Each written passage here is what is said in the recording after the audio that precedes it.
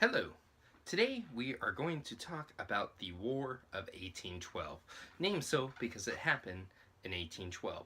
Now, this was the second conflict, the second big war, I should say, between the United States of America and Great Britain once again. So there's a few events that were leading up to this war.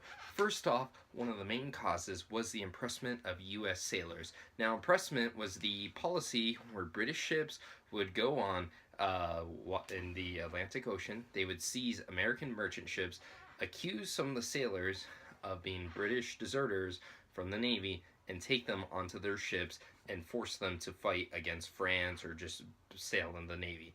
Now, sometimes this was true, but a lot of times it also wasn't. So this infuriated the American community and the congressmen. Now, another big factor leading up to the war was the westward expansion. Now, the way this had centered was the Americans were pushing westward, colonizing, settling even more, and of course, on those lands were the Native Americans.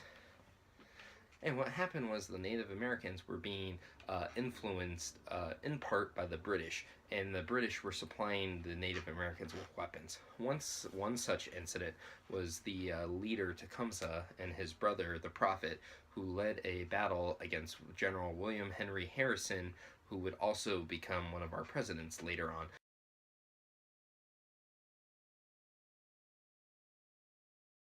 Now, this battle happened at Tippecanoe Creek, so it was the Battle of Tippecanoe.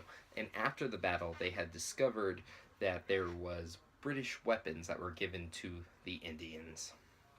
So, at the time, there was big cries for war in the Congress, and these were known as the War Hawks, such congressmen as Henry Clay. And they just demanded war of Britain. So, the War of 1812 was the very first time that an American Congress had declared war. So at the time of the war, the British Navy had close to, I want to say, 1,000 ships, whereas the American forces only had 17. We were at a little disadvantage there, but the war had begun anyways. So some key incidents in the war include the British actually making it all the way up to Washington, D.C. Now, in the war, they actually got to the White House and they burned it down. President Madison was able to escape with his life, so no harm came to him, but yeah, it got burnt down. Another important battle, I would say, or a significant one, we could say, was the battle at Fort McKinley, where a young lawyer was on board a British prisoner ship. His name was Francis Scott Key, and he noticed that even though the fort was being bombarded, the American flag was still standing in the morning. His notes, his poem, his writings on this incident would later be turned into the Star Spangled Banner.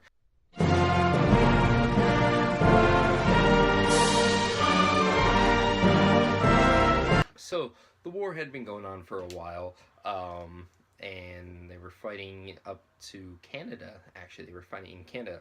So in December of 2014, a peace treaty was signed, the Treaty of Ghent.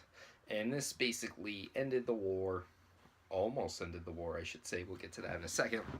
So the treaty was signed, peace was agreed, and went back to the status quo. No lands were exchanged.